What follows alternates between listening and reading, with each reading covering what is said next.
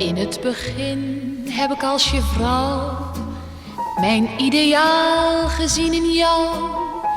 Je was zo stoer en zo sportief, je had me zo onstuimig lief. Je kuste mij zo resoluut, ja, af en toe een beetje bruut. Je had zo'n echt piratenbloed, zo'n ongetemde overmoed. Nu ben je je sportiviteit en al je wilde haren kwijt.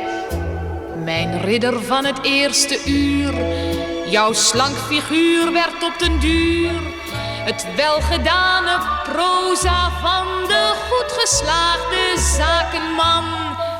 En jij hebt niets waarin een vrouw nog poëzie ontdekken zou. En toch was jij die eerste maal mijn ideaal, mijn ideaal. Eens was je geestig en ad rem, nu praat je enkel van tantiem.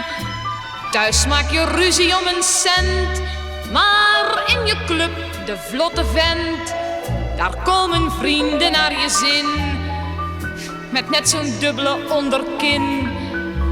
En de allures heb je nog, maar voor de spiegel ben je toch, ondanks je brani en bravoer, een Jean Premier op zijn retour.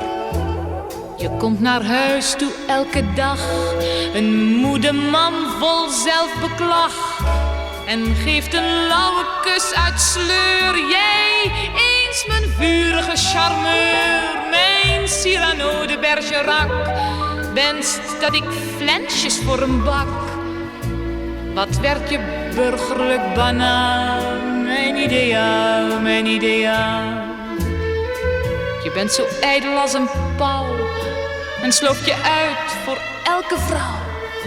Je hebt een permanent complex, of jij nog meetelt met je seks.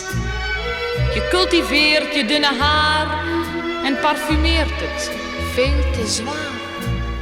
Dan speel je tennis en je flirt, totdat je kou vat in je shirt. Dan breng je bloemen voor me mee en ik geef jou kamillethee. En toch, als ik je dan zo zie, zo stil en vol melancholie, dan voel ik soms een ogenblik dat jij alleen bent, net als ik. Dan is die hulpeloze man, die toch mijn zorg niet missen kan, mij nog het liefst van allemaal, mijn ideaal, mijn ideaal.